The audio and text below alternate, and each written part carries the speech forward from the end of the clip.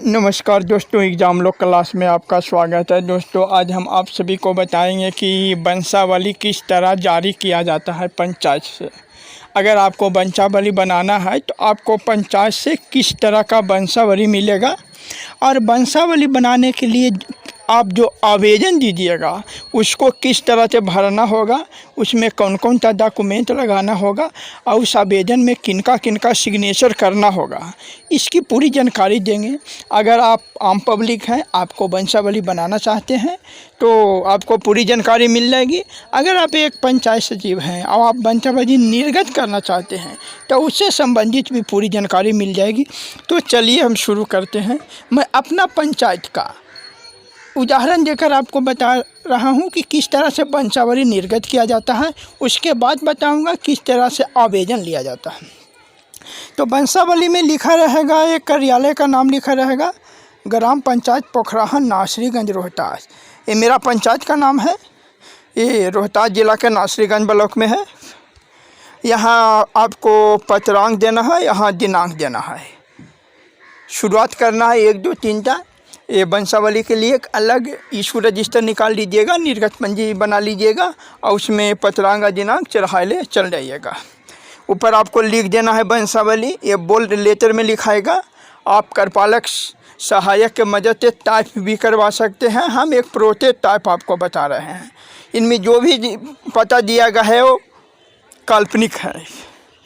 यहाँ देखिए, ये इतना जो पाठ है ऊपर वाला, आप ये देख सकते हैं, जो ऊपर वाला पाठ है जिसमें शपथकर्ता का हस्ताक्षर यहाँ लिया गया है। ये रमेश कुमार के नाम से शपथकर्ता का हस्ताक्षर है।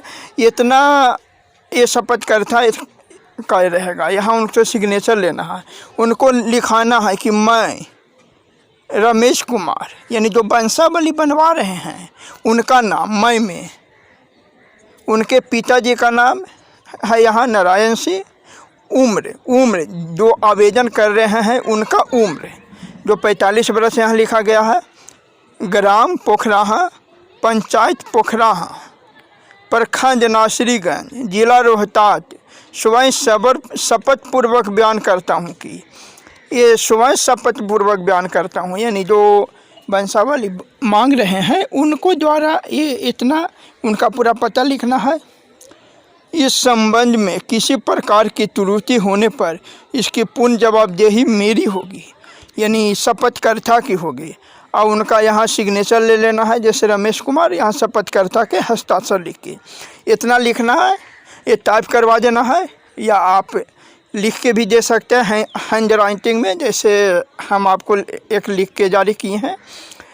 इसके बाद इसका नीचे लिखना है वंशावली कि किस टाइप के वंशावली, कौन कौन लोग हैं इनके वंश में। तो आप यहाँ देखिए, सबसे पहले इनके वंश में है, यहाँ है आरती कुमारी, प्रिंस कुमार, सपना कुमारी। वंशावली में हम इतना याद रखिएगा, ये नारायण सिंह हुए हैं, रमेश सिंह आवेदक है।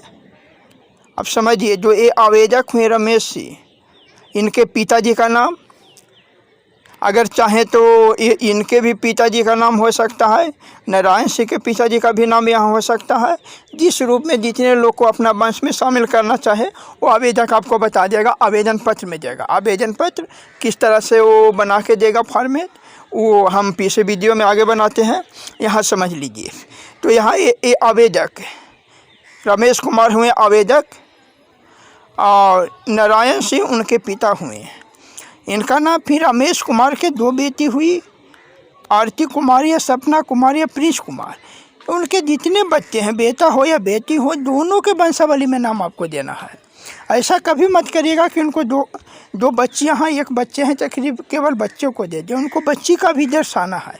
अगर उन्हें बताते हैं कि हमको कोई बच्ची है तो इसमें आपकी कोई भूमिका नहीं है, नहीं, जारीकर्ता का कोई अच्छे नहीं है। लेकिन जो आवेदन कर रहे हैं उस पर कल इशू उठ सकता है, क्योंकि स्वयं शपथ पूर्वक का है। उसके बाद यहाँ पंचायत सचिव का हस्ताक्षर एवं मुहर, यहाँ आप अपना इस तरह से जो साइन कर दीजिएगा, यहाँ मुहर मार दीजिएगा। यही वंशावली का प्रारूप हो गया। यही जारी करके आपको आवेदक को दे देना है। तो अच्छा करते हैं, एक बार समझ गए होंगे। इस वीडियो को रोककर आप वंशावली का प्रारूप बना भी सकते हैं। यहाँ शपथकर्ता का अपना हस्ताक्षर ले लेना है। उसके बाद जो इनका वंश में जितने भी लोग हैं उनको इसमें शामिल कर देना है और नीचे पंचायत सचिव अपना हस्ताक्षर और मुहर करेंगे। और एक बात का आपको ये ज़रूर ध्यान देना है कि जो पत्रांक और दिनांक संख्या लिखिएगा उसमें एक अभियुक्त कॉलम होता है। अगर आप निर्गत पंजी देखे हैं तो उसमें अभियुक्त कॉलम में लिख दीजिएगा प्राप्तकर्ता का हस्ताक्षर, माने जिनको आप दीजिएगा उनसे सिग्नेचर ले लीजिएगा। और सिग्नेचर हमेशा शपथकर्ता का हस्ताक्षर से मिलना जरूर चाहिए। अगर हियाँ रमेश कुमार अंग्रेजी में सिग्नेचर किए हैं तो इसी तरह का उसमें भी उनसे अंग्रेजी में सिग्नेचर लीजिए। अगर ये जो शपथकर्ता हैं ये हिंदी में सिग्नेचर किए हैं तो इशू रजिस्टर होता है उनमें उनका सिग्नेचर हिंदी में लीजिए। अब हम चलिए आपको बताते हैं कि किस तरह से आवेदन लेना है जो वंशावली का। या आप लोग सभी जान रहे हैं कि वंशावली प्रमाण पत्र जो पहले सरपंच महोदय बनाते थे अब वो पंचायत सचिव को बनाने की आ गई है। यानी जो सरपंच साहब जो वंशावली बनाते थे उसे अमान्य करने का जो लेटर है वो करीब 15 दिन पहले विभाग से निकल गया है। और ज़िला भी अब ब्लॉक के नाम से लेटर निकाल दिया है कि जो सरपंच के द्वारा जो वंशावली बनाई जाती है उसे अमान्य किया जाए। अब वंशावली बनाने की जिम्मेदारी पंचायत सचिव को दी गई है। तो मेरे पास एक वंशावली के आवेदन का एक प्रारूप उपलब्ध हुआ है जो आप लोगों को सामने शेयर कर रहा हूँ। देखिए वंशावली प्रमाण पत्र बनाने हेतु एक आवेदन है। एक बार हम 3 पेज का आवेदन है आपको दिखा देते हैं, फिर बारी बारी से इस पर डिस्कशन करेंगे। फिर देख लीजिएगा ये पहला पेज है। फिर निर्गत अति वंशावली प्रमाण पर निर्गत करने हेतु अनुशंसा प्रपत्र है, ये दूसरा पेज है। और इसके जिसमें 5 सदस्य आंगनवाड़ी सेविका चौकीदार और मुखिया के हस्ताक्षर है। उसके बाद फिर स्वयं का शपथ पत्र है। ये 3 पेज का ये आवेदन पत्र है जिसको हम डिटेल में एक बार आपको बताते हैं। आप अपना राय दीजिएगा कि क्या ये आवेदन पर सही है डिज़ाइन किया हुआ, इसके आधार पर वंशावली बनाने की आगे की कार्रवाई की जाए या नहीं जाए। ये मैं सिर्फ आप लोगों से अपना विचार मांग रहा हूँ। ये कोई विभाग का निर्णय नहीं है। जो हमारे साथी हैं जिन्होंने इस तरह का प्रारूप तैयार करके वो हमारे बीच रखे हैं वो मैं आप लोग से भी ये डिस्कशन के लिए रख रहा हूँ।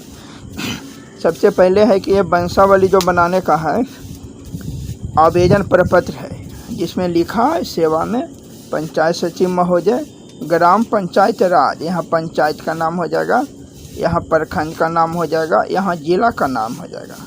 विषय में दिया गया है वंशावली प्रमाण पर निर्गत करने के समय में। फिर है महाशय, आगे देखिए इसमें क्या लिखा है। उपयुक्त विषय के संबंध में कहना है कि मैं यानी जो शपथकर्ता जिनको वंशावली चाहिए उनका यहाँ नाम, पिता या पति का नाम, वार्ड संख्या, ग्राम, पोस्ट, थाना, पंचायत, प्रखंड का स्थायी निवासी हूँ। मुझे किस कार्य हेतु वंशावली प्रमाण पत्र की आवश्यकता है, माने किस काम के लिए वो वंशावली बना रहे हैं इसके लिए ये आवश्यकता है, यहाँ वो लिख देना होगा। और एक चीज़ और है, उन्हीं को मेरे परिवार की वंशावली निम्न प्रकार है, यहाँ देख लीजिए। उनको ही ये आवेदन में ही मांगना है कि उनके परिवार का वंशावली क्या है, क्योंकि ये तो आप यहाँ कोई जान नहीं रहे हैं, ना आप जान रहे हैं ना कोई और लोग जान रहे हैं कि उनका 3 खानदान आगे से 3 खानदान पीछे तक का क्या स्थिति है। तो यहाँ उनसे लिखवा लेना है कि मेरी परिवार की वंशावली इस प्रकार है। इसके बाद नीचे ये घोषणा है, देख लीजिए एक बार। मैं घोषणा करता हूँ कि आवेदन पत्र में अंकित सभी विवरण सत्य है तथा मेरे द्वारा कोई भी जानकारी से पाया नहीं गया है। यदि भविष्य में कोई भी तथ्य गलत पाया जाता है तो सुसंगत धाराओं के साथ कानूनी कार्रवाई के लिए मैं स्वयं उत्तरदायी होऊंगा। अतः अनुरोध है कि वंशावली प्रमाण पर निर्गत करने की कृपा की जाए। यह आवेदन के नीचे उनको लिखा रहेगा, यहाँ उनका आवेदक का नाम होगा या आवेदन का हस्ताक्षर होगा या अंगूठा के निशान होगा। इनका मोबाइल नंबर नीचे लिखा हुआ है, जिस पे कुछ भी जानकारी लेना होगा तो उनसे संपर्क किया जा सके। फिर आगे आप नीचे देखिएगा नोट, आवेदन पत्र के साथ संलग्न किए जाने वाले आवश्यक दस्तावेज। थोड़ा सा मिस प्रिंट हो गया है यहाँ आवश्यक होगा, इस पर ध्यान नहीं दीजिएगा, ये सुधार लिया जाएगा। यहाँ जो थोड़ा सा मिस प्रिंट हुआ है ये है आवश्यक दस्तावेज है। पहला, शपथ पत्र। वंशावली में अंकित जीवित व्यक्तियों या गवाहों के आधार कार्ड की स्व-अभिप्रमाणित छाया प्रति। वंशावली में जितने भी जीवित व्यक्ति हैं या जो मृत हो गए हैं उनके आधार कार्ड की स्व-अभिप्रमाणित छाया प्रति। अब आप कितने, ये भी सवाल आएगा कि कितने मृत लोग होंगे उनका आधार कार्ड नहीं होगा। मान लीजिए किन्हीं का 2010 में मृत्यु हो गया तो उनका उस समय आधार कार्ड नहीं होगा, तो उनका कुछ पहचान पत्र वगैरह यहाँ लिया जाएगा। फिर वंशावली में अंकित मृत व्यक्ति के मृत्यु प्रमाण पत्र की स्व-अभिप्रमाणित छाया प्रति, यानी जो भी व्यक्ति को वंशावली में शामिल किया जाएगा उनका छाया प्रति आपको मृत्यु प्रमाण पत्र की स्व-अभिप्रमाणित छाया प्रति लेना जरूरी है। साथ में नीचे दिया गया विहित प्रपत्र में गवाह तथा स्थानीय मुखिया, वार्ड सदस्य, आंगनबाड़ी सेविका, चौकीदार द्वारा वंशावली निर्गत करने हेतु अनुशंसा प्रतिवेदन, यानी सबसे वार्ड सदस्य हुए, मुखिया हो गए, आंगनबाड़ी सेविका हो गए, चौकीदार, इस 4 लोग का जिस तरह मृत्यु प्रमाण पत्र बनाने में लगता है उसी तरह 4 लोग का जन्म प्रमाण बनाने में अनुशंसा लेना है। चलिए इसके बाद आगे देखते हैं निचला पेस्ट में क्या है। यहाँ वंशावली प्रमाण पत्र निर्गत हेतु अनुशंसा पत्र, इसमें देखिए ये क्या लिखा हुआ, या प्रमाणित किया जाएगा कि आवेदक का नाम हो जाएगा, उनका पिता पति का नाम हो जाएगा, वार्ड हो जाएगा, ग्राम का नाम हो जाएगा, पोस्ट हो जाएगा, थाना हो जाएगा, पंचायत का नाम होगा, प्रखंड का नाम होगा, जिला का नाम होगा, कि स्थायी निवासी हैं। आवेदक एवं उनके परिवार को मैं भली भांति जानता तथा पहचानता हूँ। आवेदक द्वारा समर्पित आवेदन पत्र में बनी सभी सूचनाएं मेरी जानकारी में पूर्णतः सत्य है। मैंने जो गवाह होंगे इनको ये देना है। यहाँ आप देख रहे हैं नीचे गवाह के बारे में। आगे देखिए, अतः मैं अपने पूरे होशोहवास में गवाह के रूप में यह लिखित बयान दे रहा हूँ कि आवेदक या आवेदिका, इसका नाम होगा या पिता या पति का नाम होगा, के हित में गवाही का कोई भी अंश गलत या सत्य पाए जाने पर भारतीय दंड संहिता के सुसंगत धाराओं के साथ दंड कार्रवाई के लिए मैं स्वयं उतरदाव हो जाऊंगा। मैंने ये शपथ कर्ता से लेना है, इतना आवेदन है। यहाँ आप देख रहे हैं जिसमें गवाह का नाम, पिता या पति का नाम, पता और मोबाइल नंबर, आधार संख्या, उनका हस्ताक्षर, ये लेना है। ये हस्ताक्षर है जो आपको मिलाना है। जो भी गवाह हैं, जब आप वंशावली निर्गत करने से पहले आप गवाह को बुलाइए, जो भी आप बनाना चाहते हैं 2-3 गवाह को, कि आप आइए भाई और इनका हस्ताक्षर एक बार आप मिला लीजिएगा। ये 5 लोगों का कम से कम चाहिए। देखिए हो गया 1 2 3 4 5 लोगों का गवाही ले लीजिएगा। एक बार का ये ध्यान देना है कि गवाह आवेदक के वंशक का कोई भी सदस्य ना हो। जो आवेदक का जो वंशक है, जिसका वंशावली में जिसका नाम होगा उसका, और जिसका आधार कार्ड वंशावली में वो देगा, वो गवाह के रूप में नहीं हो सकता। गवाह साक्षर हो, मैंने गवाह हमेशा साक्षर व्यक्ति को बनाना है, जिनको लिखना पढ़ना आता हो और उनकी आयु 18 वर्ष से कम नहीं होनी चाहिए। क्योंकि अगर निरक्षर लोग को बना देंगे तो जो शपथ ले रहे हैं, गवाही दे रहे हैं, वो उनको कैसे पता चलेगा। इसलिए गवाह हमेशा साक्षर हो, अपने सामने उनको दस्तखत करा दीजिएगा। इसके बाद नीचे, इसके नीचे है ये पेज, सबसे महत्वपूर्ण जानकारी इसमें है जिस पे डिस्कशन करेंगे। पंचायत सचिव महोदय, आप पंचायत सचिव महोदय ये कौन लिख रहे हैं, तो ये जो नीचे 1 2 3 4 हैं, ये अब आपको, मैंने पंचायत सचिव को ये अनुशंसा कर रहे हैं। क्या कर रहे हैं, आवेदक मेरे अधिसूचित क्षेत्र ग्राम पंचायत का नाम के स्थायी निवासी हैं तथा उनके द्वारा आवेदन में की गई प्रविष्टियों का जांच कर मिलान किया एवं सही पाया। आवेदक एवं उपस्थित सभी गवाहों का बयान एवं हस्ताक्षर मेरे समक्ष लिया गया है, जिसका सत्यापन किया जाता है। वंशावली प्रमाण पत्र के निर्गत हेतु अनुशंसा की जाती है। मैंने वार्ड सदस्य हो गए हों, आंगनबाड़ी सेविका हो गया हो, चौकीदार हो गए हों और मुखिया जी हो गए हों, इन सभी का जो ये कह रहे हैं पंचायत सचिव महोदय से अनुशंसा कर रहे हैं कि इनका जो वंशावली है वो सही है, और उनकी जानकारी में उनके सामने गवाहों को खड़ा करके साइन लिया गया है। इस आधार पे यहाँ एक देख लीजिएगा, चौकीदार का हस्ताक्षर एवं 20 बिट संख्या, चौकीदार का 20 संख्या एक होते हैं जो वहाँ चौकीदार जो है उनको लिखवा लेना है इस आधार पर, ताकि वो ज़रूरत पड़े तो ये थाना से भी वेरीफाई किया जा सके कि हाँ ये चौकीदार वहाँ के हैं या कोई व्यक्ति भी साइन कर दिए हैं।